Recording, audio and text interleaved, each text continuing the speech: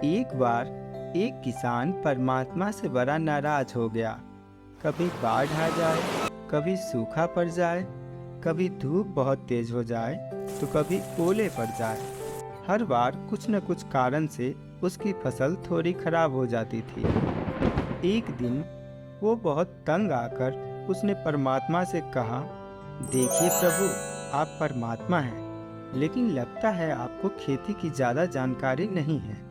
एक प्रार्थना है कि एक साल मुझे मौका दीजिए, जैसा मैं चाहूँ वैसा मौसम हो, फिर आप देखना मैं कैसे अन्न के भंडारण कर दूंगा।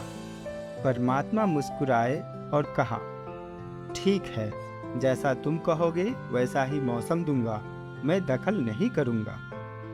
किसान ने गेहूं की फसल बोई। जब धूप चाहिए तब धूप मिली, जब पानी तब पानी। तेज धूप, ओले, बाढ़, आंधी तो उसने आने ही नहीं दी। समय के साथ फसल बढ़ी और किसान की खुशी भी, क्योंकि ऐसी फसल तो आज तक हुई ही नहीं थी। किसान ने मन ही मन सोचा, अब पता चलेगा परमात्मा को कि फसल कैसे करते हैं। बेकार ही इतने बरस हम किसानों को परेशान करते रहे। फसल काटने का समय भी आया। किसान बड़े गर्व से फसल काटने लगा, लेकिन जैसे ही फसल काटने लगा, एकदम से छाती पर हाथ रखकर बैठ गया। गेहूं की एक भी बाली के अंदर गेहूं नहीं था। सारी बालियां अंदर से खाली थी। बड़ा दुखी होकर उसने परमात्मा से कहा, प्रभु, ये क्या हुआ?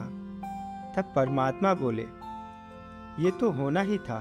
तुमने पौधों को संघर्ष का जरा सा भी मौका नहीं दिया।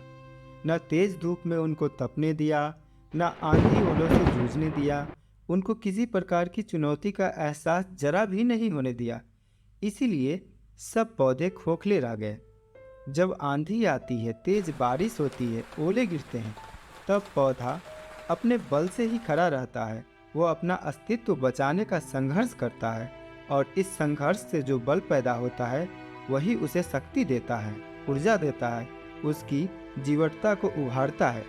सोने को भी कुंदन बनने के लिए आग में तपने, हथौड़ी से पीटने, गलने जैसी चुनौतियों से गुजरना पड़ता है, तभी उसकी स्वर्णिम आभा उभरती है, उसे अनमोल बनाती है।